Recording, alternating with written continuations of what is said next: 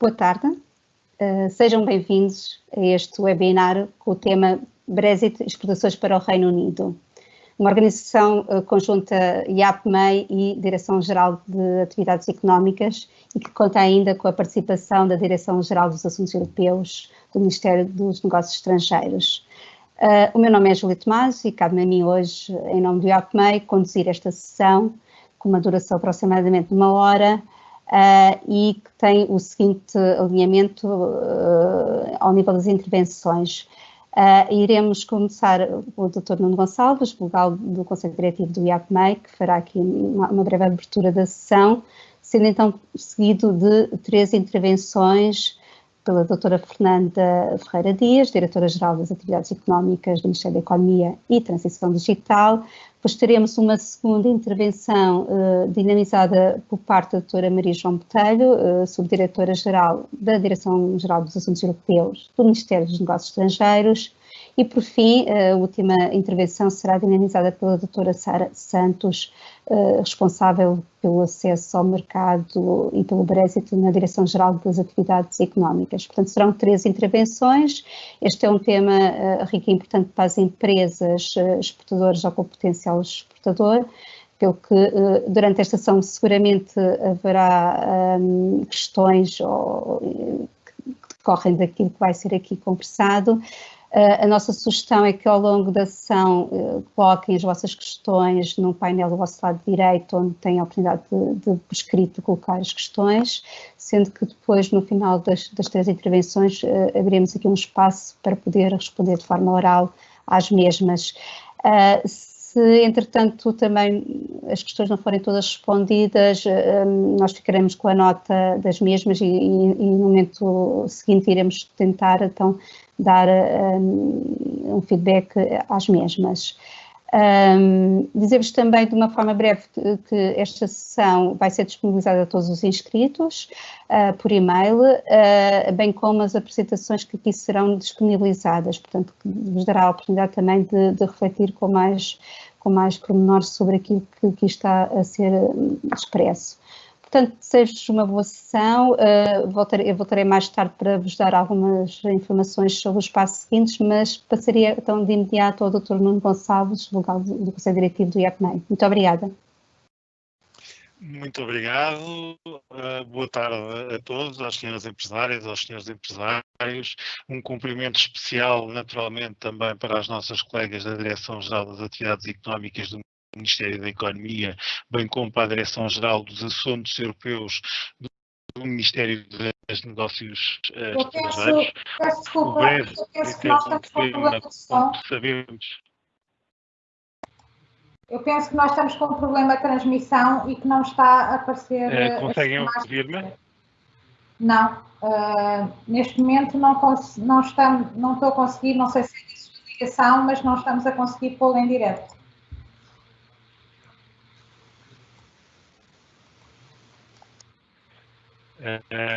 Poderíamos tentar novamente, se calhar. Talvez seja melhor, então, avançar. Júlia, estás em direto. Eu vou agora tentar pôr o Dr. Nuno Gonçalves, só um minuto. Posso? Não. O seu direto eu não estou a conseguir pôr. Provavelmente tem a ver com o tipo de ligação que está a usar. Não me aparece. Eu consigo pôr a Júlia, mas não consigo pôr assim. Então, não sei se... Então avancem com a doutor, não sei se quererá depois entrar mais tarde, mais para o final da sessão, poderá talvez escolher sugestão. Pronto. Então... pode seguir a sessão, não tem problema nenhum. Certo. Então, nós aqui, isto faz parte destas sessões em direto, às vezes as condições técnicas pegam-nos aqui algumas partidas e parece... Desculpe, mas agora parece-me que já está em direto. Sim. Pronto, então tinha que haver este compasso de espera. Então passamos novamente. Muito obrigada, então. Ora, muito boa tarde a todos, um cumprimento naturalmente para as senhoras empresárias e para os senhores empresários, um agradecimento também especial à Direção-Geral das Atividades Económicas do Ministério da Economia e à Direção-Geral dos Assuntos Europeus do Ministério dos Negócios Estrangeiros por esta parceria que fizeram com o IAPMEI. O Brexit é um tema que, como todos sabemos, tem evoluído bastante nos últimos meses. Estamos agora num período de transição em que todos nós esperamos que seja possível encontrar o melhor acordo para o melhor acordo comercial. No entanto, nesta sessão vão ser dadas informações muito importantes sobre alguns aspectos que deverão ser desde já conhecidos pelas empresas em caso de esse acordo não ser possível na totalidade ou pelo menos nas partes que as nossas empresas mais relevam. Sendo assim, e sem mais demoras, passaria então a palavra à diretora da Direção-Geral dos Assuntos das Atividades Económicas do Ministério da Economia, a minha colega Fernanda Dias. Muito obrigada, Nuno. Obrigada também a todos os participantes e pelo IAPMEI por ter facilitado aqui esta conferência. E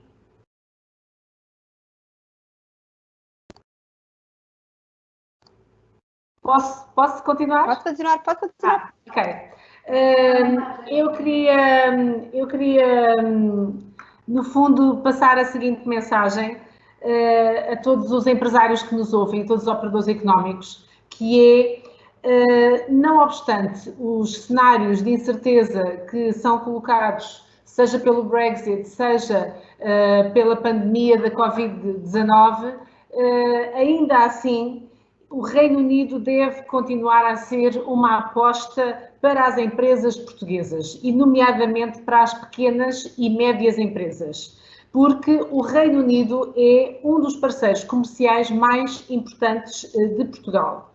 Eu lembro-me que a Direção-Geral das Atividades Económicas temos vindo a fazer muitas sessões de informação e de formação sobre o que será ou o que é expectável aguardarmos do Brexit, e em 2019 fizemos 15 sessões, entre sessões de informação e sessões de formação também, em que lembro-me que havia frases do género: ninguém tem a menor ideia de como vai acabar este processo, ninguém sabe como evitar um Brexit sem acordo, há uma fadiga do Brexit. E, para ser sincera, ainda estamos um pouco a voltar a estas frases. Eu tenho aqui uma apresentação que vou partilhar. Vou tentar aqui colocar de forma a que vejam. Eu não sei se já está disponível. Sim, está. E eu só fazer o processo em modo apresentação. Ok, pronto. Então, é só uma curta apresentação para, no fundo, fizermos aqui uma pequena análise SWOT, em que nós gostaríamos de colocar o foco nas forças e nas oportunidades. Destacando aqui que o Reino Unido é o primeiro mercado de exportação de serviços portugueses e é o quarto mercado de exportação de bens. Dar também a nota que existem 4.000 empresas exportadoras portuguesas, estes são dados de 2019, e também o reconhecimento que existe no mercado britânico em relação às empresas portuguesas. Em termos de... E só pedir que pusesse a sua apresentação em full screen, porque, para se ver melhor, por favor. Eu tinha posto, peraí. Eu tinha realmente posto a apresentação em full screen. Está em baixo, exatamente. Eu sei. Mas porquê é que não aparece, não é? É que no meu aparece. Bom, acho que se calhar vamos... A digitalização coloca-nos aqui alguns desafios ainda. Eu acho que preferia continuarmos, senão vamos estar aqui a atrasar, está bem? Depois, em termos de oportunidades, dizer que é possível haver um aumento do investimento direto estrangeiro oriundo do Reino Unido, portanto, investimento em Portugal, e também apostarmos em produtos inovadores. Nós temos realmente muito bons exemplos da parte das empresas portuguesas para isso. Eu não sei se é o que estão aqui a ver, mas ainda estava no primeiro slide. É que eu estou a ver coisas diferentes do que está a ser projetado, mas enfim. Depois, em termos de comércio bilateral, eu gostaria também de dizer que tem vindo a aumentar o número de empresas portuguesas que estão a exportar para o Reino Unido, o que é um ótimo sinal e um sinal da importância deste mercado. Como eu referi, foram cerca de 4.000 em 2019, o que significa mais 971 empresas em relação ao ano anterior. E dizer também que, em termos de relacionamento comercial com o Reino Unido, é muito vantajoso para Portugal e a balança comercial de bens é favorável ao nosso país. Aqui, no setor dos serviços, gostaria de destacar que o Reino Unido é mesmo o nosso principal cliente, o nosso primeiro cliente e o segundo fornecedor de Portugal. Também devo dizer que um dos setores mais afetados pela pandemia de Covid-19 tem sido o turismo, e é precisamente aqui que, para nós, o Reino Unido é um mercado imprescindível, porque é o primeiro mercado em termos de turistas que entram em Portugal. E por isso precisamos e queremos continuar a acolher os turistas britânicos no nosso país. Em 2019, eles constituíram 18% do total de turistas que entraram no nosso país. Dizer ainda que nos últimos 5 anos as exportações têm vindo realmente a crescer significativamente, e mesmo nos anos de instabilidade pós-referendo em 2016, atingindo quase 9.500 milhões de euros no ano anterior, no ano transado. As principais exportações de Portugal para o Reino Unido são máquinas, veículos, transporte, vestuário, produtos químicos e muito agroalimentar, e importamos daquele país máquinas, produtos químicos, agroalimentares, energéticos, veículos, sendo que, como setores de oportunidade, colocaríamos sobretudo as TIC, as tecnologias de informação e de comunicação, a biotecnologia, os componentes da indústria automóvel e também têxteis, sobretudo têxteis lar. Há, aliás, aqui está reconhecida uma oportunidade para, enfim, não sei se é pós-pandemia ou se é já para o presente, de a nossa indústria de têxteis, de calçado, e aliás, eu aqui atrás de mim tenho uma imagem da campanha da APICAPS, uma campanha para promover a indústria do calçado portuguesa. São fantásticos, aliás, como a dos têxteis, e Portugal tem que se posicionar nestes setores. Temos boas perspectivas de virmos a constituir uma boa alternativa em termos de voltar a reindustrializar a Europa, e aí, nesse sentido, poderemos ocupar uma posição muito interessante. Em termos de investimento bilateral, o Reino Unido é muito mais importante como investidor em Portugal do que como destino do investimento português, ou seja, temos mais investimento britânico aqui no nosso país do que em sentido inverso. Em dezembro de 2019, o estoque de investimento britânico em Portugal totalizava cerca de 10 mil milhões de euros, ou seja, 7% do total do investimento direto estrangeiro em Portugal. E também dizer que no primeiro trimestre de 2020 verificou-se um reforço quer do investimento britânico em Portugal, quer do investimento português no Reino Unido. Em termos de exposição das empresas portuguesas a este mercado, temos uma exposição média, mas digamos que ainda assim mais baixa do que outros mercados que são para nós o top 5, os 5 principais mercados clientes de Portugal. Os 5 principais mercados clientes de Portugal são, por ordem de importância, a Espanha, França, a Alemanha, os Estados Unidos e só no fim o Reino Unido. Portanto, o Reino Unido tem uma exposição média de 28%. Temos aqui, estamos a falar obviamente de bens.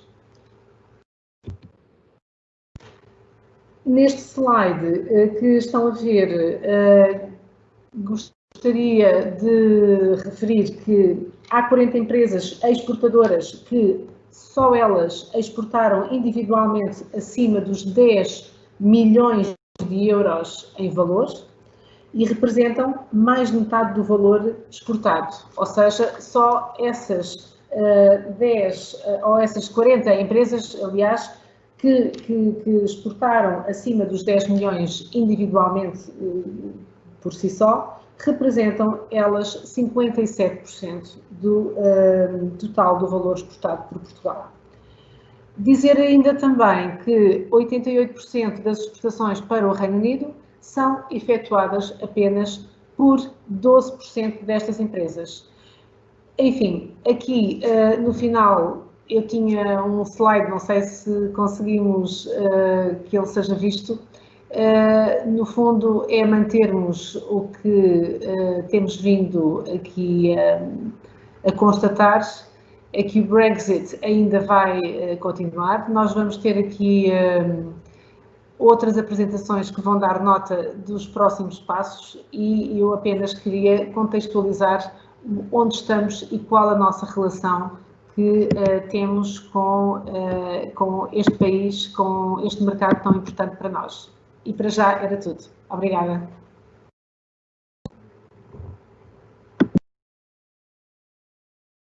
Obrigada. Na eventualidade de alguma parte da apresentação não ter sido tão nítida para os participantes, nós depois iremos disponibilizar e terão a oportunidade depois de ver com mais atenção. Então, eu passaria de imediato para a doutora Maria João Botelho para fazer a sua intervenção. Muito obrigada. Muito obrigada, Júlia. Boa tarde a todos. Cabe-me a mim pegar então e falar-vos sobre a situação das negociações.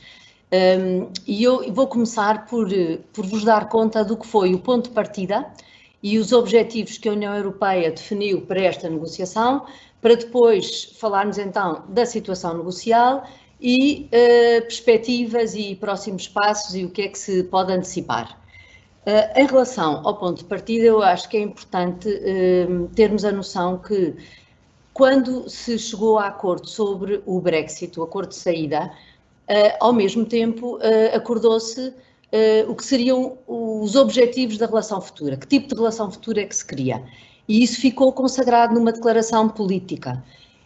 E o que se consagrou foi realmente estabelecer com o Reino Unido uma parceria muito abrangente, muito ambiciosa, muito flexível e que, de facto, cobrisse, no fundo, cobrisse um grande leque de áreas, tendo no centro o acordo de comércio livre e permitisse, de certa forma, não significar alterações abruptas.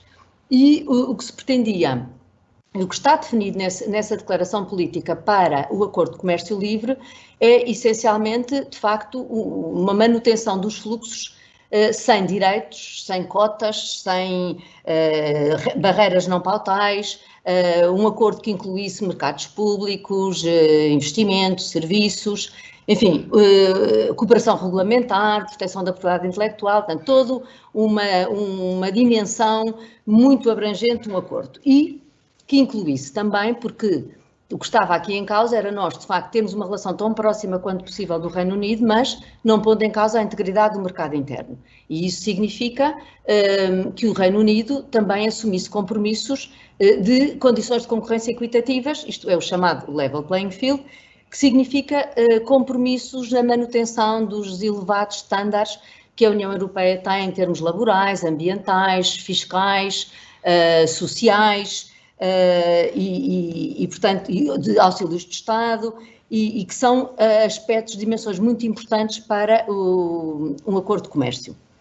E, portanto, isto estava na declaração política, assinada pelo Reino Unido e pela União Europeia, e depois a União Europeia, quando definiu o mandato a dar, e os Estados-membros, quando definiram o mandato a dar ao negociador, à Comissão, basicamente seguiram, retomaram estes objetivos e a ambição que estava acordada na declaração política. Portanto, zero, no caso concreto da política comercial e do acordo comercial, seria zero direitos, zero cotas, mas zero dumping também. O que é que se passou?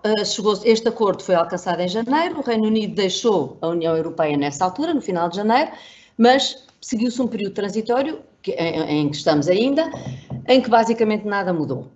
E este período transitório dura até 31 de dezembro deste ano. Poderia haver uma prorrogação, mas o Reino Unido já disse que não queria essa prorrogação. Portanto, neste momento estamos, de facto, com um tempo de negociação curto, começa a ser cada vez mais curto. As negociações começaram em março, já tivemos 4 rondas negociais, 3 foram por videoconferência e de facto, se a negociação já se antecipava complexa, de facto a pandemia ainda tornou as coisas bem mais complicadas. E, na realidade, nós estamos neste momento, havia uma ronda em curso, que era suposto, começou no dia 29 de junho e era suposto acabar amanhã. Entretanto, sabemos há pouco que já acabou, portanto acabou um dia mais cedo e as notícias não são boas. Mas, enfim, até aqui não temos notícias em concreto do que é que se passou, mas o que sabemos é que até este momento a situação era de impasse. Era uma situação de impasse e por razões por divergências profundas em matérias bastante substantivas e fundamentais da negociação. Estou a falar de divergências em matéria de level playing field, divergências em matéria de pescas, de governação do acordo, divergências também na própria arquitetura do acordo, isto é, o Reino Unido queria vários acordos setoriais, a União Europeia quer um acordo único, divergências também por isso no paralelismo que a União Europeia queria imprimir às negociações em matéria comercial relativamente às outras negociações.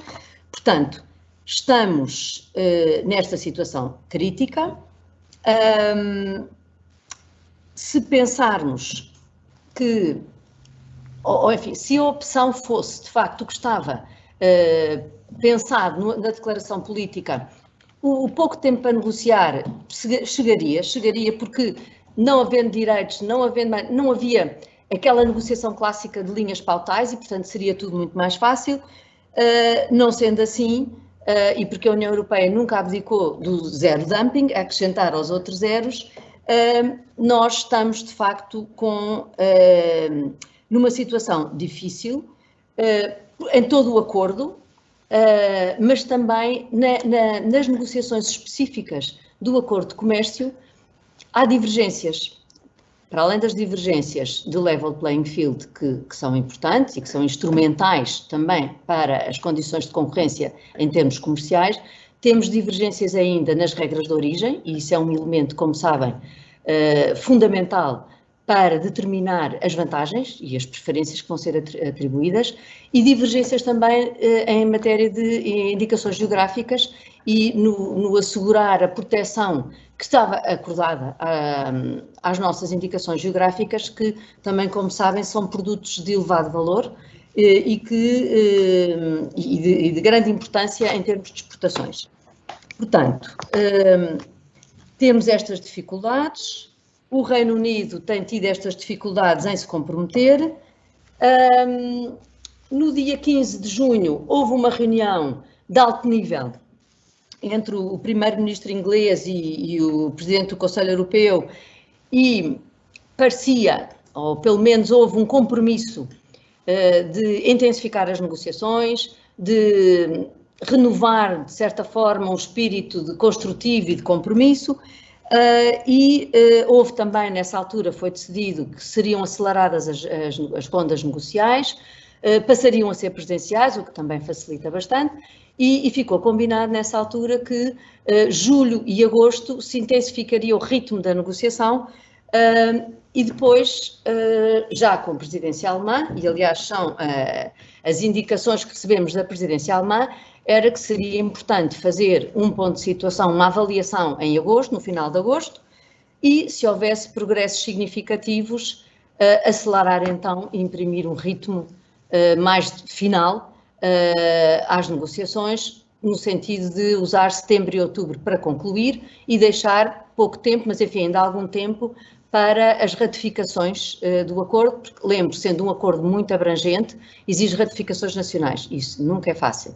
Se fosse só o acordo comercial e matérias de competência exclusiva da União Europeia, aí sim seria só o Parlamento Europeu, mas não é o caso. E, portanto, as notícias de hoje, de que a ronda, que era para acabar amanhã, já acabou e que à partida se manterão as divergências, não temos mais detalhes, como vos disse, deixam-nos com alguma inquietação acrescida.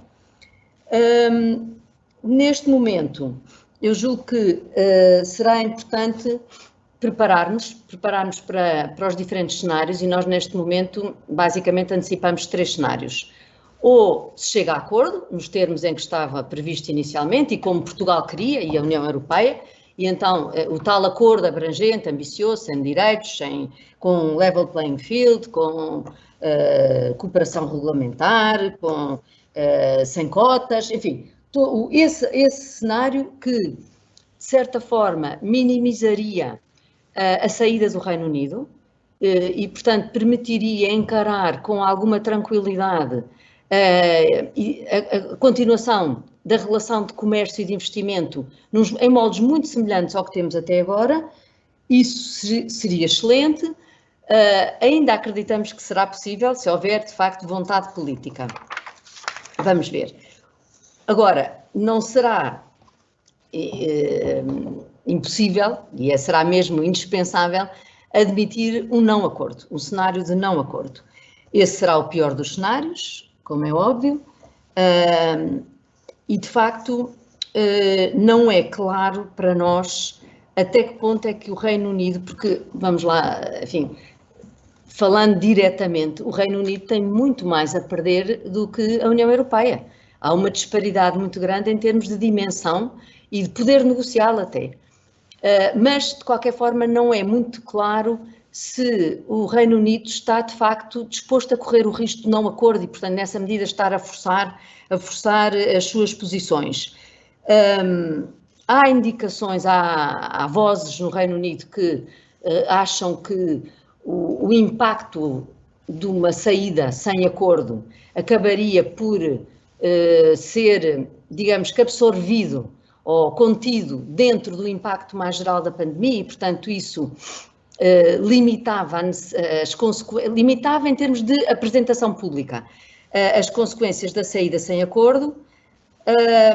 Por outro lado, o Reino Unido está numa agenda de negociações comerciais intensa com vários parceiros, pensando que isso seria uma forma de ter leverage relativamente à União Europeia, e estão em negociações com o Japão, estão em negociações com os Estados Unidos, estão em negociações com a Austrália, a Nova Zelândia, querem aderir à parceria transpacífica, enfim, estão ativamente a procurar outros parceiros, mas julgo que já é claro que com o tempo que há disponível e com os sinais que têm vindo desses mesmos parceiros, a começar pelos Estados Unidos, que já disse que antes das eleições nada será possível, portanto, não é por aí que eles conseguirão uma alternativa.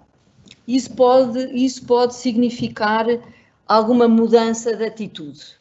Em qualquer caso, eles já estão a tomar medidas de preparação, digamos, de contingência, mas que até são medidas que são também importantes para os operadores nacionais. E estou-me a referir a uma decisão recente do Reino Unido de aplicar de forma faseada os controlos que terá que aplicar a partir de 1 de janeiro. Nessa altura, só voltando um bocadinho atrás, não havendo acordo, o que estará em vigor será a pauta, a nova pauta que o Reino Unido definiu para si próprio e que será objeto de uma boa apresentação, de uma explicação clara pela Sara já a seguir. Portanto, eu aí não vou entrar em detalhes, mas será isso que vamos ter. E o Reino Unido tem que se preparar para ter os seus controles aduaneiros, os controles na fronteira. E o que decidiu, antecipando já dificuldades que possam ocorrer, foi fazer uma abordagem faseada da integração, da entrada em vigor desses controles. E, portanto, haverá uma primeira fase, de janeiro a abril, que cobre aqueles produtos mais exigentes, como tabaco, álcool, mas também animais vivos, basicamente é isso. E depois, de abril até julho, haverá todos os produtos de origem animal, produtos vegetais, serão sujeitos a controles sanitários e fitossanitários, e depois, a partir de julho, todos os controles serão feitos e, portanto, já com um novo regime plenamente em vigor. Isto é importante também para o nosso lado, termos no fundo, é um período transitório que permite uma adaptação a novas exigências em caso de não acordo. E eu acho que poderemos também antecipar ou admitir uma solução intermédia que será algo de menos ambicioso, necessariamente equilibrado. Eu acho que aí nós não podemos abdicar de algum equilíbrio e, por isso, se verificar que os compromissos em matéria de condições de concorrência equitativas, os compromissos em matéria de level playing field, se ficarão aquém do que a União Europeia pretende, isso terá consequências em termos de aplicação de direitos, o que significa também uma negociação, então, de linhas pautais e, portanto, tempo. Mas poderemos admitir soluções temporárias, soluções faseadas, que permitam avançar de alguma maneira, e já houve sugestões de opinion makers no Reino Unido, no sentido de dizer, partimos alinhados, mas vamos admitir que, se começarmos a desalinhar, vamos introduzir direitos. E, portanto, não seria uma coisa imediata, seria um processo que aconteceria para garantir o equilíbrio e não é reciprocidade, mas, enfim, o equilíbrio da negociação. É algo que eu acho que não podemos excluir também, mas será sempre um second best relativamente a ter um acordo. Agora, quer dizer, depois de saber que a ronda foi interrompida, fiquei um bocadinho menos otimista. Antes disso, ou foi interrompida, não, que acabou mais cedo, estava um bocadinho mais otimista, porque nos pareceu que, da reunião de alto nível de 15 de junho, havia um compromisso genuíno do Reino Unido em se empenhar em obter um acordo. E isso parecia-nos parecia-nos um sinal de facto sincero do entendimento da importância do mercado da União Europeia e de encontrar uma solução. Por outro lado, do lado da União Europeia, também se notou da parte do negociador alguma abertura para encontrar soluções, saindo um bocadinho daquele discurso mais inflexível da necessidade de alinhamento, para admitir outras soluções que poderão viabilizar um acordo. Pelo menos não regressão dos estándares, não regressão imediata e, portanto, encontrar alguma margem. E depois acresce isto do lado da União Europeia que temos, desde há 2 dias, a presidência alemã. E a presidência alemã é, de facto, uma presidência que tem outro músculo político e diplomático, tem uma indústria alemã também a fazer grande pressão para um acordo e para uma solução, um desfecho favorável, e, portanto, isso pode ser também um fator de aceleração. As negociações com o Reino Unido são uma das prioridades da presidência alemã. A presidência alemã já indicou isso claramente, quer dizer, nesta primeira fase vai ser o quadro financeiro e a recuperação, mas pensam resolver isso até julho, e nós também esperamos que isso se resolva até julho, até ao final de julho, e a seguir serão as negociações com o Reino Unido. E, portanto, esse empenho pode, de facto, ajudar a desbloquear. Agora, a chanceler já assumiu esse empenho, esse interesse, mas também disse que tinha que ser equilibrado. Portanto, isto não é um acordo, será procurado, mas não será a qualquer preço, seguramente.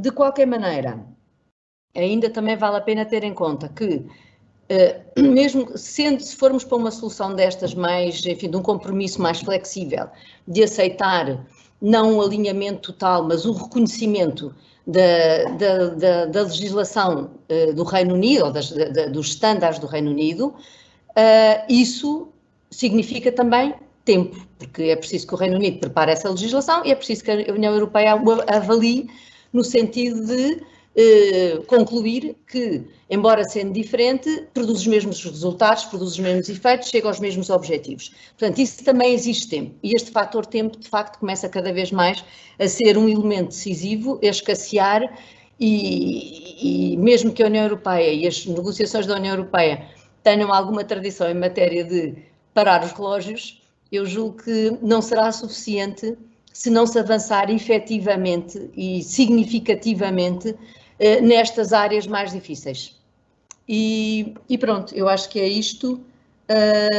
Vamos ver, está tudo muito incerto, vamos esperar pelos resultados desta ronda. Muito obrigada. Obrigada, Dona João. Então, passaríamos de imediato à doutora Sara Santos, da DGAI. Muito obrigada. Volto já agora a referir que nós estamos a receber aqui algumas questões por escrito. Nós iremos abrir um espaço a seguir a esta intervenção, portanto, não deixem de colocar as vossas questões. Obrigada.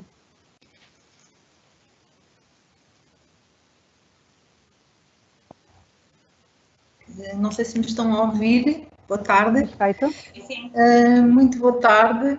O meu nome é Sara Santos, eu trabalho na Direção-Geral das Atividades Económicas, onde nós temos estado a acompanhar este processo do Brexit desde os tempos do malfadado referendo que levou à saída do Reino Unido da União Europeia. Eu tenho aqui uma apresentação que queria partilhar, vamos lá ver se vou conseguir.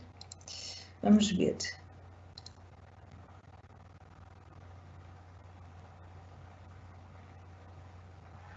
Não sei se estão a ver. Sim, sim, pode continuar. Ok. Bem, como já foi dito aqui pelas colegas que falaram antes de mim, estou aqui em causa duas datas essenciais no processo do Brexit. Uma é o dia 31 de janeiro deste ano, que foi a data em que o Reino Unido efetivamente e formalmente saiu da União Europeia, e data onde teve início aquilo a que nós chamamos o período transitório.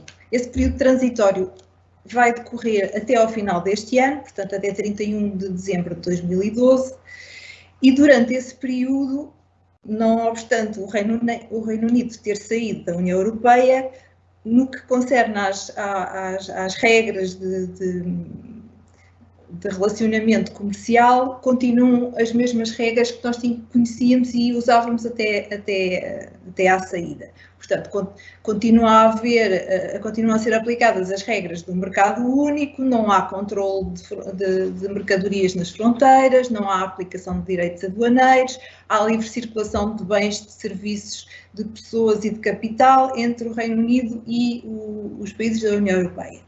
Durante esse período transitório, como a doutora Maria João já falou, está a ser negociado aquilo que será o modelo de relacionamento futuro entre a União Europeia e o Reino Unido, que, como ela também já disse, o que nós desejamos é que seja uma nova parceria, que em termos comerciais assente num acordo de comércio livre, mas a verdade é que nós não sabemos se, findo este período transitório, essa nova parceria vai estar ou não pronta, preparadinha para entrar em vigor.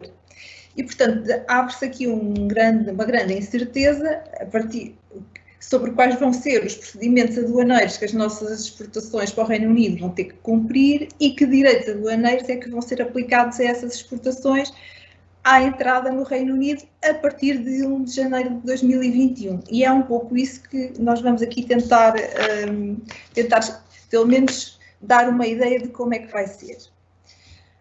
Em relação aos controles e procedimentos aduaneiros, importa ter presente uma coisa. Haja ou não haja o bendito do acordo de parceria, que inclui o acordo de comércio livre, haja ou não haja, todas as trocas entre a União Europeia e o Reino Unido, a partir de 1 de janeiro, vão estar sujeitas a procedimentos aduaneiros e a controles na fronteira. Isso é certo.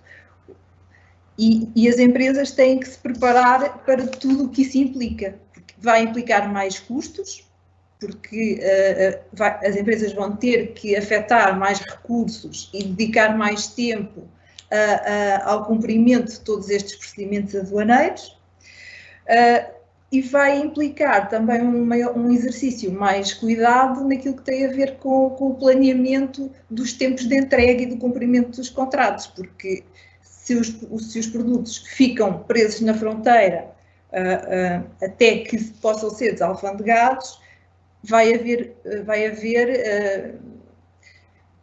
possibilidades de atrasos nas entregas aos clientes, possibilidade de produtos perecíveis se estragarem antes de chegarem aos clientes, e tudo isso vai ter que ser repensado. O modo de distribuição e de chegada ao cliente vai ter que ser repensado e pensado atendendo a todos estes prazos. Estes procedimentos aduaneiros vão ser penalizadores para todas as nossas empresas, como é lógico, mas vão ser especialmente mais penalizadores para as empresas que não têm experiência de exportação para países terceiros, países fora da União Europeia. Nós sabemos que há muitas empresas nacionais que exportam para o Reino Unido, assim como exportam para outros Estados-membros, mas não exportam para fora da União Europeia. A partir do momento em que o Reino Unido, a partir de 1 de janeiro, vai passar a ter procedimentos aduaneiros, essas empresas vão estar em piores circunstâncias ou com mais dificuldades para conseguir perceber tudo o que estes procedimentos aduaneiros e controles fronteiriços vão implicar, porque não têm essa experiência de outros países. Acresce ainda que o próprio Reino Unido também vai ter bastantes dificuldades em conseguir dar uma resposta atempada e eficiente ao afluxo de mercadorias que vão agora estar nos seus serviços de autoridades aduaneiras para desalfandegamento, porque atualmente tudo o que era a mercadoria que vinha dos países da União Europeia entrava livremente, sem qualquer tipo de controle. A partir de 1 de janeiro, tudo tem que passar pelas autoridades tributárias do Reino Unido, e, portanto, isso é um fluxo de trabalho e de mercadorias que muito dificilmente eles vão conseguir dar uma resposta eficiente. Por esse mesmo motivo, e já para tentar que estes procedimentos aduaneiros e controles fronteiriços não sejam um impedimento brusco, o Reino Unido já anunciou, vou passar aqui, já anunciou que vai introduzir estes procedimentos aduaneiros de uma forma faseada, não brusca logo a partir do dia 1 de janeiro. Há uma primeira fase que vai decorrer, como já disse a doutora Maria João, de 1 de janeiro até abril, em que os procedimentos vão ser muito básicos para a maior parte dos produtos, com exceção, como ela já referiu, dos produtos controlados, como o caso do tabaco e do álcool, e para animais e plantas vivas, que exigem verificações físicas mais cuidadas por questões fitossanitárias.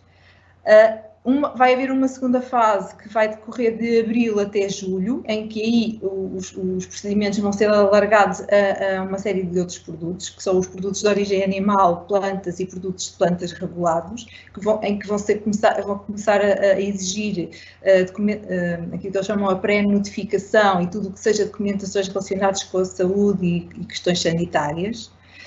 E uma terceira fase, a partir de julho, em que aí os procedimentos serão alargados a todos os produtos e os produtos, com especial relevância para os produtos agroalimentares que vão ver um aumento das verificações físicas e das recolhas da amostra. Aqui no rodapé encontra-se um link que dá acesso precisamente à página do Governo do Reino Unido, onde eles têm informação mais detalhada sobre este faseamento dos controlos e procedimentos aduaneiros e, portanto, caso estejam interessados, podem entrar aqui diretamente e pesquisar a informação que vos diz mais respeito. Isto em relação aos controlos e procedimentos aduaneiros. Há alguma maneira de as nossas empresas, de alguma maneira, agilizarem e simplificarem todos estes procedimentos? Há essa possibilidade, pelo menos junto daquilo, das fronteiras nossas, da autoridade tributária e aduaneira. Mas nem todas as empresas o poderão fazer.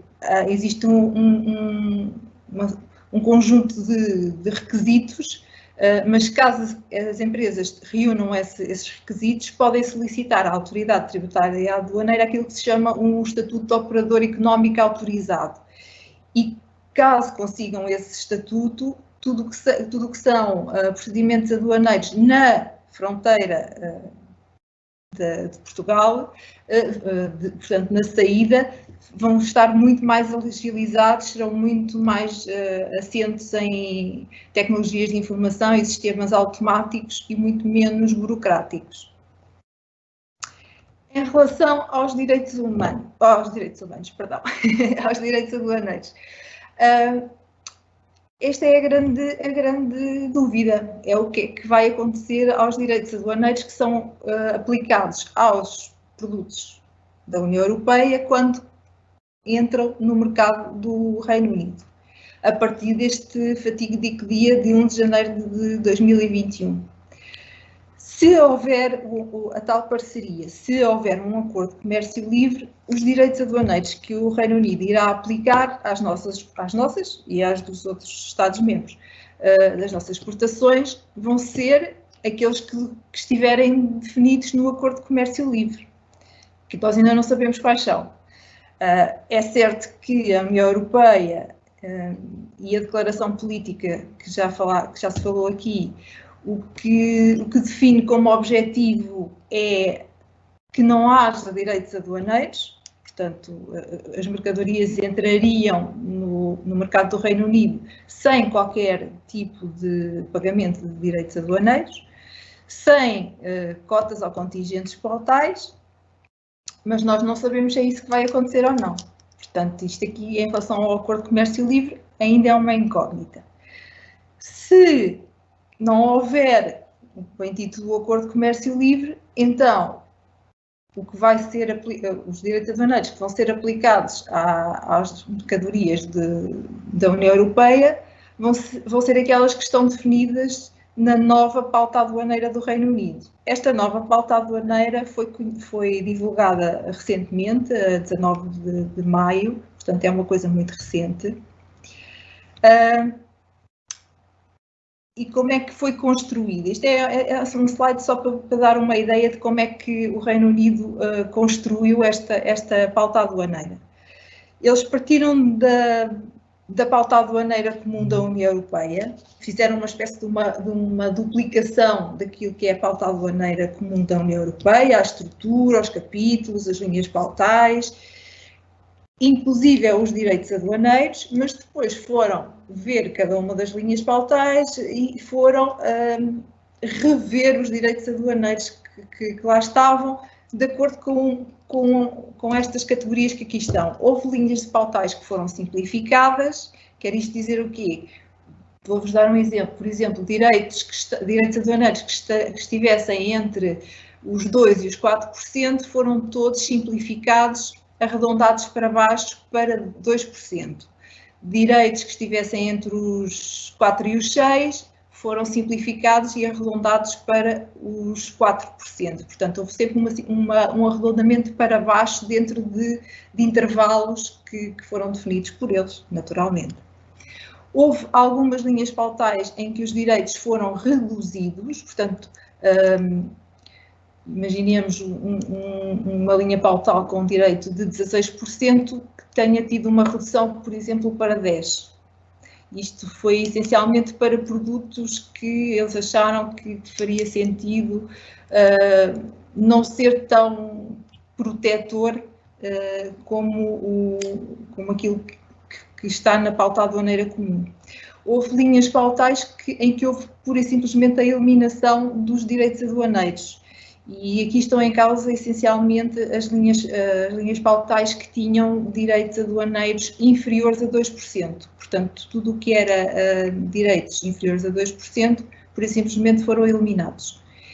E houve uma última alteração, que foi a conversão cambial. Portanto, tudo que eram direitos específicos ou mistos, como, por exemplo, pagar X euros por hectolitro, no caso dos vinhos, foram convertidos de euros para libras.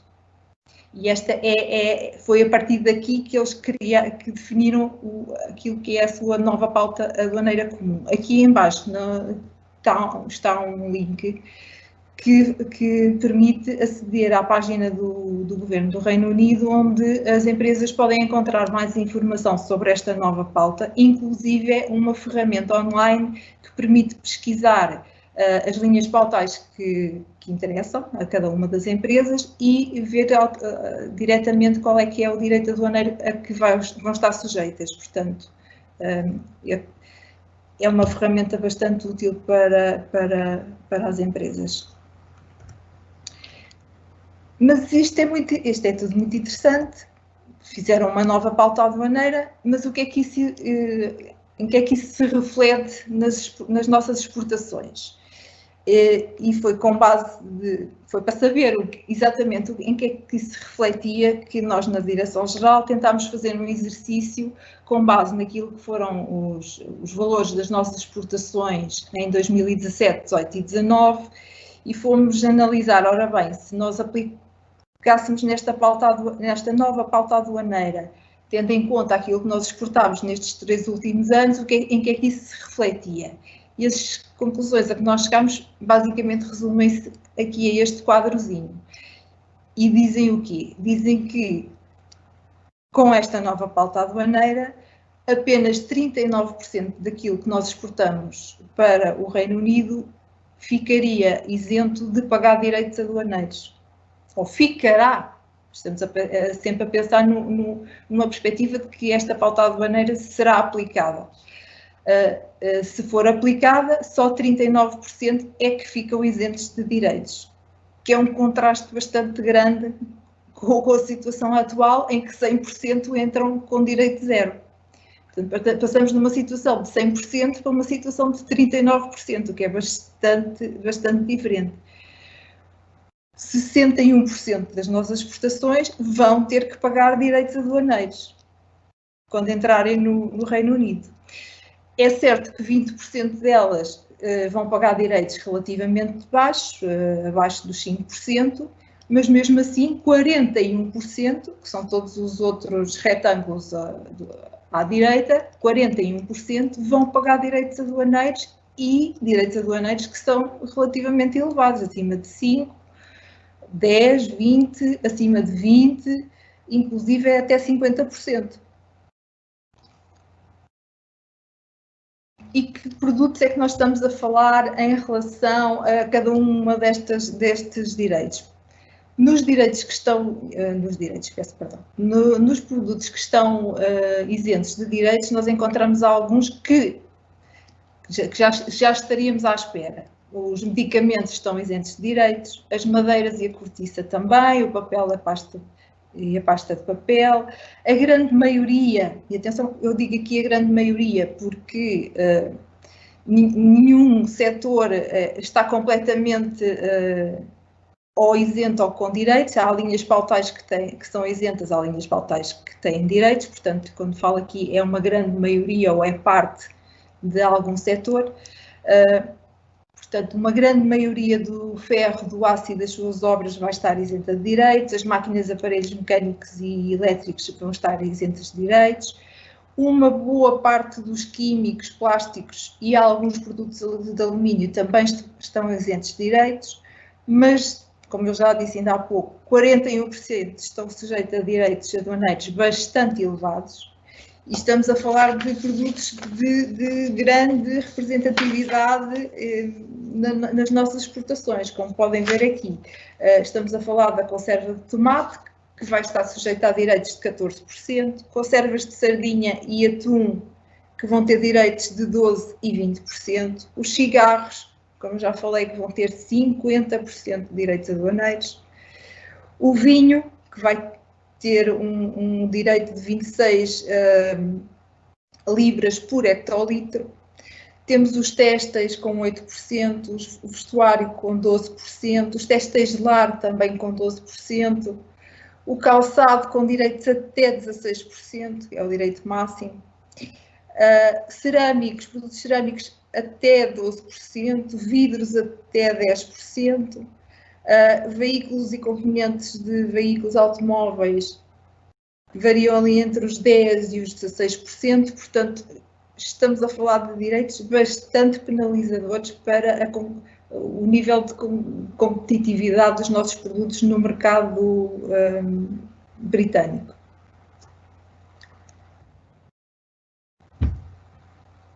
Eu só queria terminar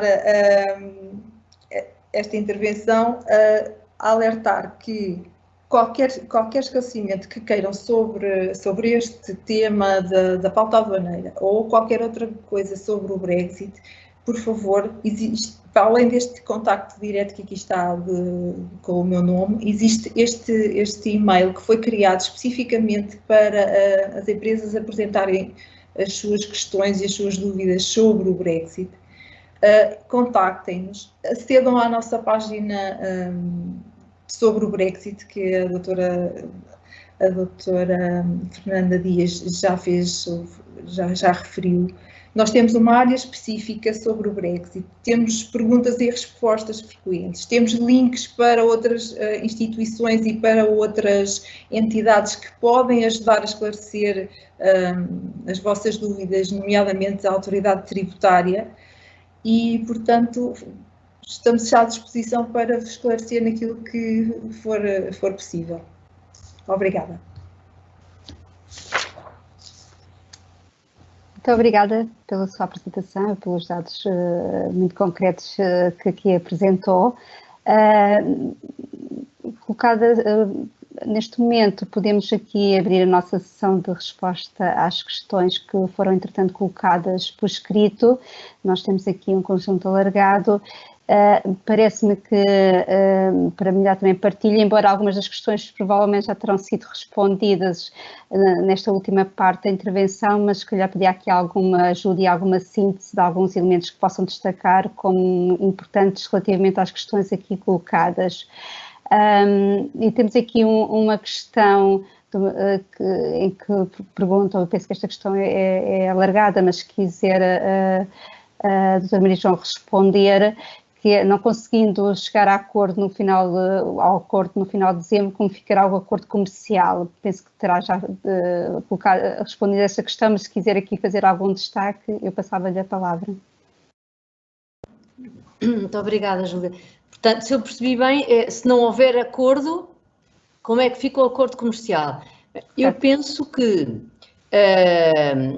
o mandato do negociador e a intenção da União Europeia é não deixar que haja um acordo de comércio sem resolver as outras áreas, designadamente um acordo relativamente a pescas, acesso a recursos de pesca, acordos na área da justiça e da cooperação na segurança interna, por exemplo, porque isso é uma das preocupações e uma das divergências que tem acontecido, é que a União Europeia não quer desligar ou deixar de ter o paralelo entre a negociação de comércio e as outras negociações. Portanto, eu julgo que pode acontecer, se houver boa vontade, um espírito de compromisso suficientemente credível e um empenho num roadmap ou qualquer coisa do género que permita ao fim de um determinado período, ter um acordo abrangente cobrindo todas as áreas, que se pudesse no limite, mas isso é algo que é uma especulação neste momento, admitir que houvesse um acordo, que se separasse de alguma forma um acordo de comércio livre. Mas é difícil.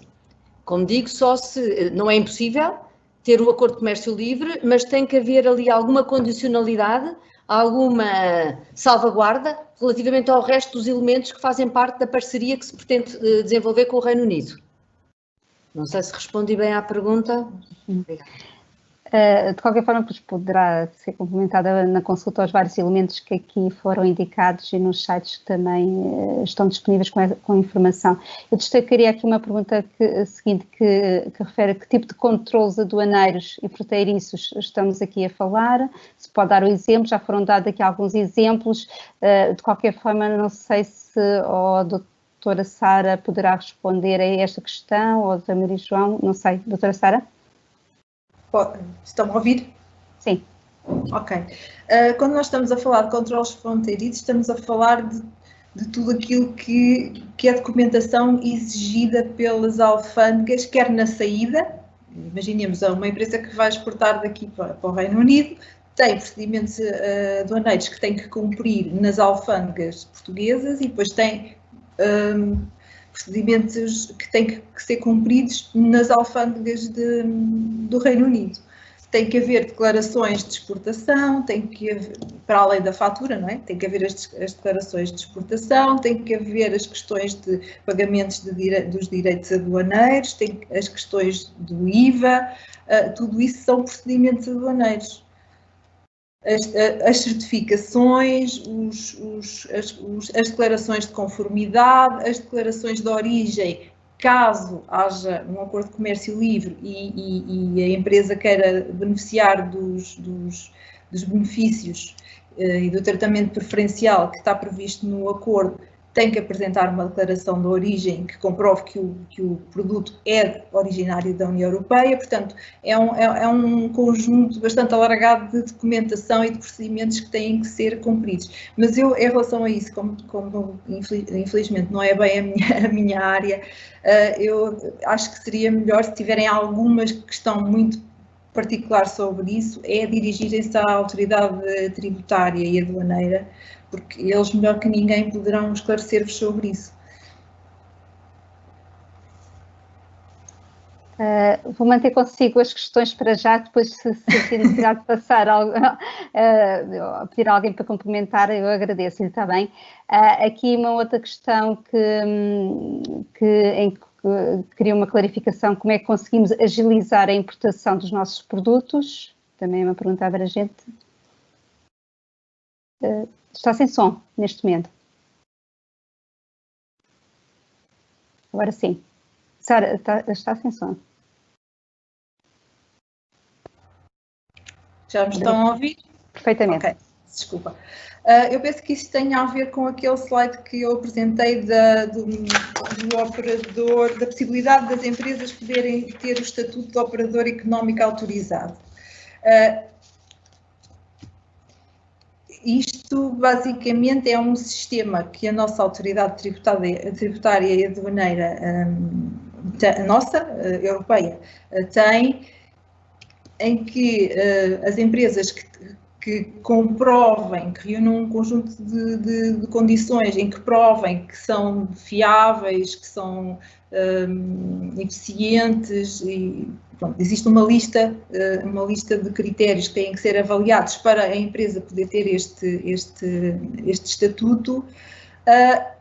Se o conseguir, depois tem uma série de facilidades, de simplificações dos procedimentos aduaneiros nas nossas autoridades tributárias e aduaneiras. É só isso. Não quer dizer que vamos conseguir exportar com muito mais facilidade. Não, com alguma facilidade naquilo que tem a ver com os procedimentos na autoridade tributária da União Europeia, das autoridades tributárias da União Europeia.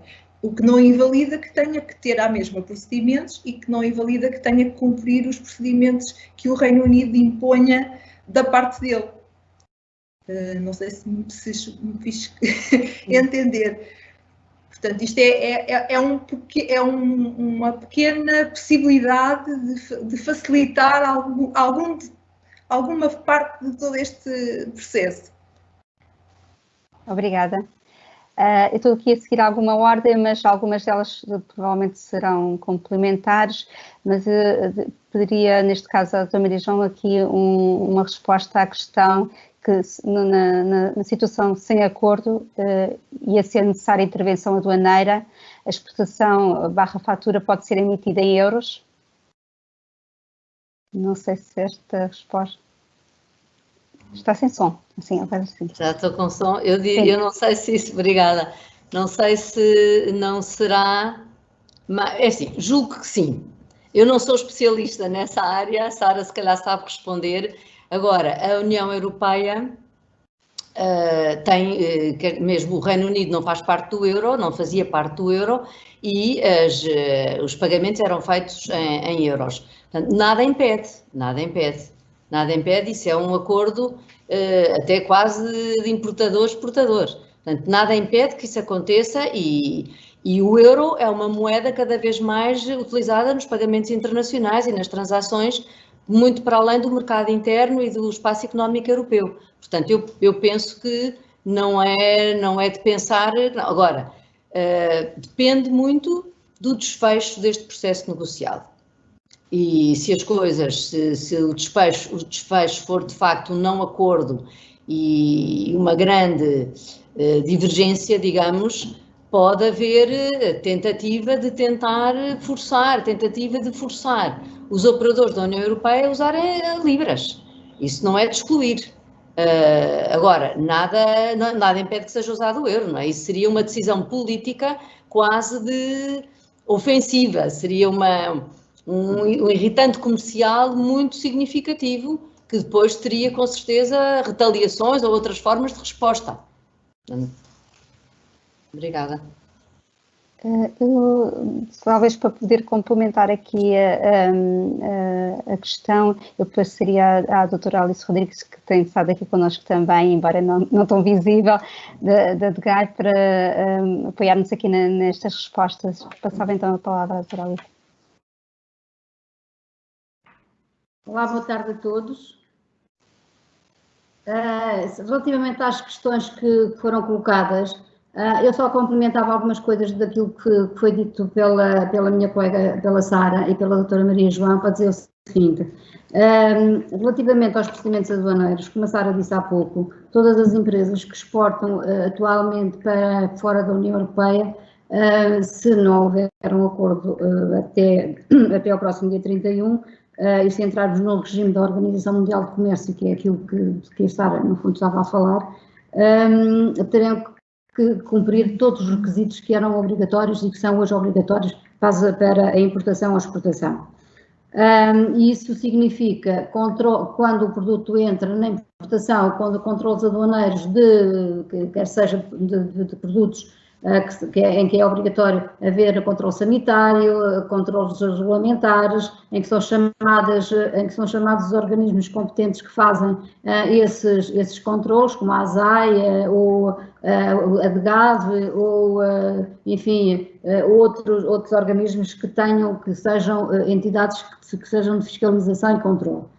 Na parte do exportador autorizado, ele só se aplica se, na verdade, existir um acordo de comércio livre entre o Reino Unido e a União Europeia, porque o exportador autorizado é um benefício, digamos assim, para os exportadores da União Europeia, para não terem que cumprir todos aqueles controles e todos aqueles requisitos que hoje são, enfim, que quem não tem para quem não é exportador autorizado, apesar da simplificação aduaneira que existe, sobretudo na exportação, hoje é tudo praticamente feito online, podem perfeitamente fazê-lo, se tiverem esse registro e essa autorização de exportador autorizado, ficam isentos da maior parte desses requisitos, porque quando também lhe é atribuído esse número, essa facilidade,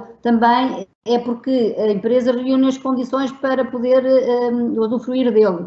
E, portanto, na verdade, o exportador autorizado tem imensos benefícios em caso de ter, em que os acordos prevêem essa possibilidade, e substitui, sobretudo, aquilo que é o certificado de origem.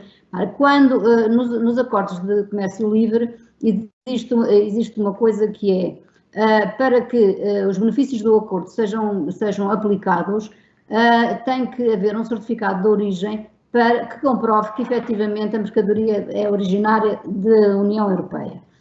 Esse certificado de origem é substituído por este exportador autorizado. Se quem exporta, a empresa que exporta, for efetivamente, tiver a autorização e for considerado um exportador autorizado, que já está previamente registrado na autoridade tributária, não precisa desse certificado de origem. E isso já é um grande benefício para a empresa que vai exportar.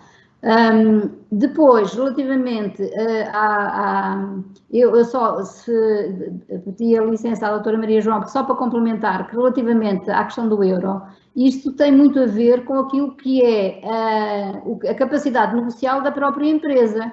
Claro que hoje todos nós sabemos que a maior parte do comércio internacional é feita em dólares, mas já há uma quantidade bastante, enfim, significativa de comércio que é feito em euros, e cada vez mais a exportação e a importação em euros tem tendência, obviamente, a crescer.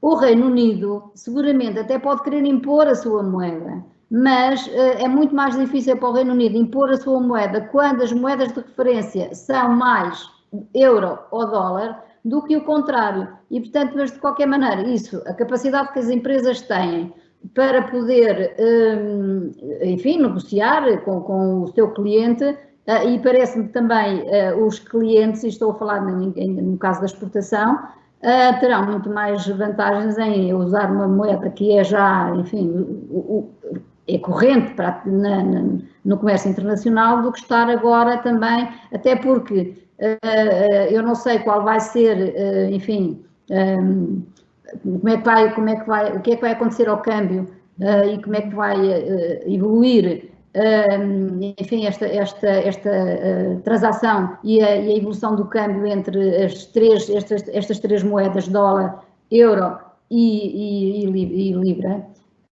Mas me parece-me a mim, mas isto, enfim, aqui é uma opinião pessoal, que é muito mais fácil aos exportadores poderem exportar ou exportar ou importar na moeda, no euro ou no dólar, que é hoje mais corrente. É mais fácil para todos os operadores. E se não houver mais, se não há mais perguntas e se não há mais dúvidas, eu agradeço pela minha parte, não é? Pela parte da Direção-Geral das Atividades Económicas, uma vez que a senhora Diretora-Geral já teve que se ausentar para outro evento, outra reunião. Eu agradeço à doutora Maria João também e aos meus colegas do IAPMEI por esta oportunidade de nos deixar esclarecer as empresas sobre um tema que é tão relevante neste momento. Obrigada. Obrigada, doutora, por isso.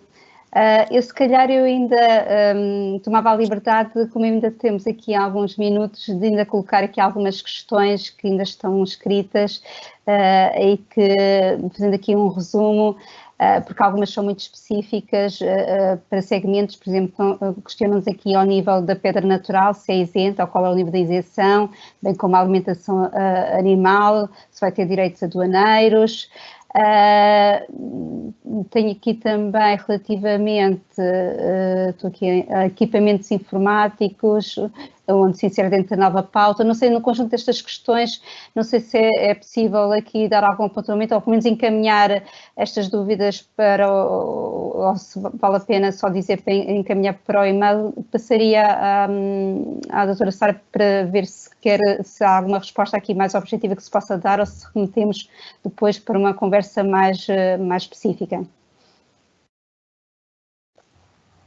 Estão a ouvir? Perfeitamente. Okay. Eu estava aqui a ver as perguntas, vou tentar ver se posso responder. Há aqui uma que diz: será o Reino Unido então considerado um país terceiro após 1 de 2021? O Reino Unido já é um país terceiro desde 31 de janeiro deste ano. Portanto, o Reino Unido já saiu da União Europeia e já é um país terceiro. Porquê é que isso ainda não se refletiu nas trocas comerciais? Porque o acordo de saída previu um período transitório em que se mantêm as regras do mercado único. Mas o Reino Unido, efetivamente, já é um país terceiro, já não é um país da União Europeia. Essa é uma questão que, às vezes, como se continua a aplicar as regras que já era habitual, há alguma confusão e pensa-se que o Reino Unido ainda é um país da União Europeia. Não é. A partir de 31 de janeiro deste ano, o Reino Unido deixou de ser um Estado-membro. Já não é parte da União Europeia. É um país terceiro. Agora outra coisa. Vamos cá ver.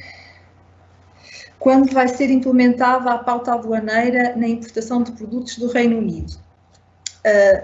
A pauta aduaneira vai ser aplicada pelo Reino Unido a partir de 1 de janeiro de 2021. Vai ser aplicada a todos os países, a todos os produtos que sejam oriundos de países que não o Reino Unido, portanto, quando entram dentro do mercado britânico. A questão que está aqui em dúvida é se a União Europeia se os produtos da União Europeia vão estar sujeitos a essa pauta ou se vamos conseguir até lá celebrar o Acordo de Comércio Livre e em vez de ter essa pauta aduaneira vamos ter os benefícios e as preferências que estejam definidas nesse Acordo de Comércio Livre. Mas a pauta aduaneira do Reino Unido vai ser implementada a partir desta data. O que nós esperamos é que não seja aplicado aos produtos da União Europeia. Esperamos que até lá se consiga o Acordo de Comércio Livre e que aquela pauta não nos vá afetar, pelo menos não daquela maneira. Agora, aqui mais. Estas questões sobre se a pedra natural ou os produtos de alimentação animal vão ter ou não ter direitos. Isto é muito difícil de dar uma resposta porque depende muito de qual é que é a linha pautal que nós estamos a falar. A pauta aduaneira tem linhas pautais discriminadas a 8 dígitos, portanto não basta dizer que é um produto de pedra natural. A pedra natural é um dos capítulos da pauta aduaneira. Precisamos de saber exatamente qual é que é a linha pautal para poder dar uma resposta a isso. O que eu aconselho é usem o link que está na minha apresentação para o site do governo do UK e lá as empresas conseguem pesquisar a linha pautal que lhes interessa e qual é que é o direito aduaneiro que vai ser aplicado a esses produtos. Acho que é mais fácil serem as empresas a fazer essa pesquisa do que nós, mas se quiserem podem nos mandar os códigos que nós fazemos essa pesquisa e damos a resposta.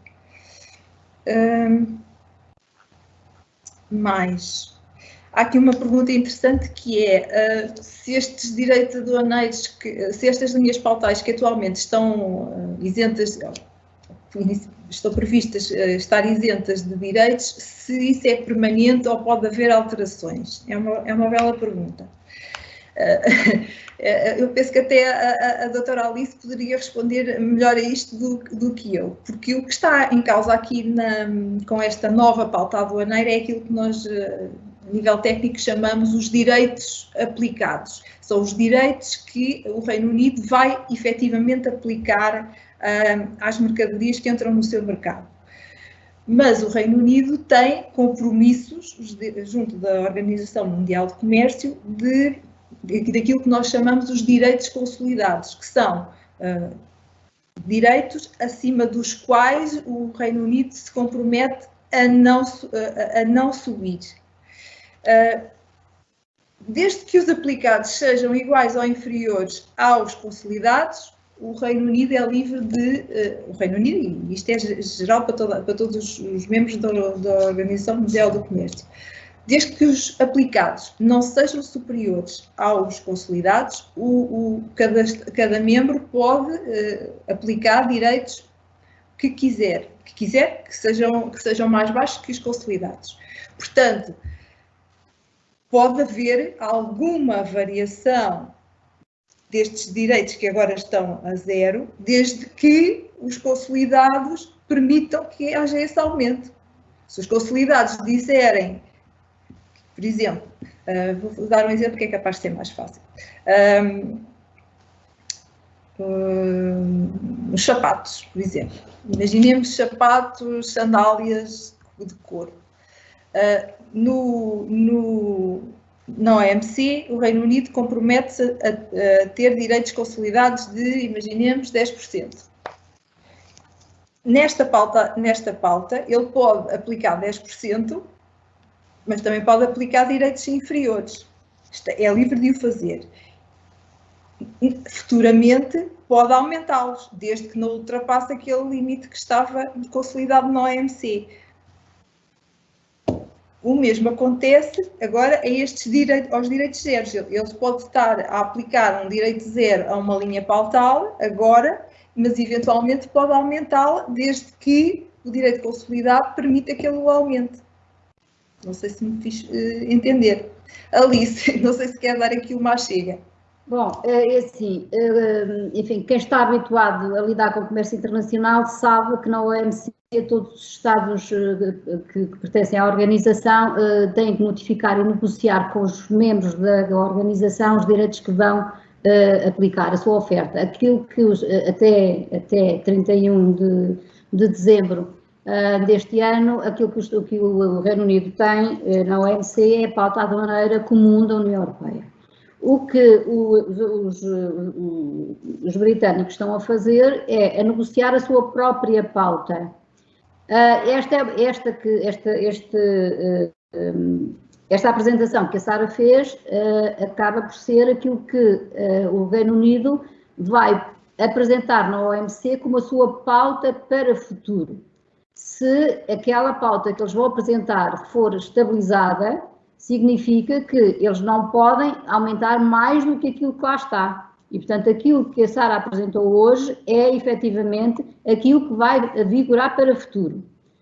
Agora, o que a Sara disse, e muito bem, o que eles podem fazer é, daqui por, enfim, para o ano que vem ou para o outro, acharem que estão em condições de poder descer os direitos e não mexem na pauta, mas vão aplicar um direito mais baixo. E é aquilo que a Sara estava a dizer, eles vão consolidar a sua pauta com esta oferta que vão apresentar na OMC, com esta proposta, com esta oferta, que no fundo é o que eles estão a propor negociar, e acima disso, eles só podem voltar a mexer naquela pauta se negociarem com todos os membros da OMC, com os 186 membros da OMC, uma nova pauta. Se não o fizerem, podem baixar, aplicar um direito diferente, mas não podem subir. Portanto, esta era aquilo que a Sara estava a dizer, e muito bem, que é assim que funciona a OMC. A OMC, no momento em que aquilo passa à lei, aquilo que for notificado e que for consolidado.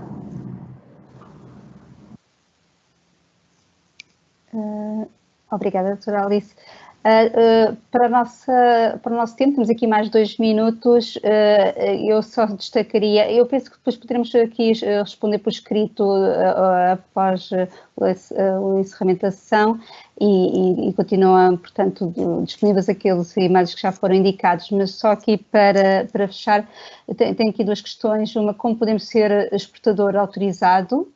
E uma última, se podem disponibilizar a pauta aduaneira criada pelo Reino Unido. Portanto, eu penso que estas respostas poderão ser rápidas. Não sei se a doutora Alice quer então dar aqui o pontapé de saída, como se costuma dizer.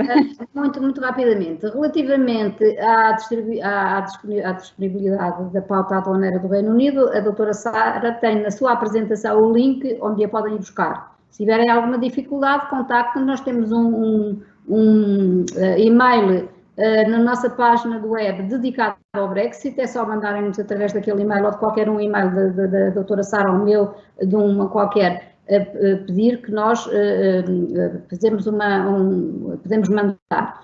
Relativamente ao exportador autorizado, também é muito fácil, dirigem-se à autoridade tributária e aduaneira, à Praça do Comércio, enfim, ao Ministério das Finanças, enfim, no Ministério das Finanças, onde eles estão, onde os serviços centrais estão a funcionar, falam e vão à Direção de Serviços da Regulação Aduaneira, tem lá a doutora Anabela Carvalho, que é a pessoa indicada para vos dizer o que é necessário, o que é que não é necessário.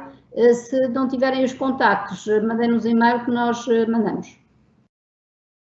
Realmente, porque é a autoridade tributária que tem a responsabilidade e que atribui essa autorização para os operadores económicos. Obrigada. E estamos a cumprir na íntegra o tempo que tínhamos estimado para esta sessão. Este é um tema rico e, portanto, surge sempre imensas questões e há questões que também são específicas de cada realidade empresarial. De qualquer forma, reforço aqui o que nós referimos no início, que nós vamos disponibilizar esta gravação no site do IAPMEI e nos sites que podem ter esta informação mais acessível, para poderem rever, e se tiverem alguma questão também iremos enviar para os e-mails das pessoas que se inscreveram as apresentações aqui utilizadas. Isto, de facto, uma sessão de 1 hora, temos que ir direto aqui às questões, mas haverá com certeza a oportunidade de realizarmos novas sessões com este tema. Façam-nos chegar também as vossas dúvidas e as vossas necessidades sobre esta matéria em concreto e nós iremos tentando responder nos sites e nos locais habituais. Esperamos que esta sessão tenha produzido uma boa reflexão sobre este tema e, acima de tudo, ajudar a pensar as próximas etapas que se aproximam e a preparar-nos para os novos desafios que vão decorrer deste final de transição. Da nossa parte, agradecer às intervenções, às oradoras hoje aqui presentes na sessão, pela sua disponibilidade e pela informação que partilharam.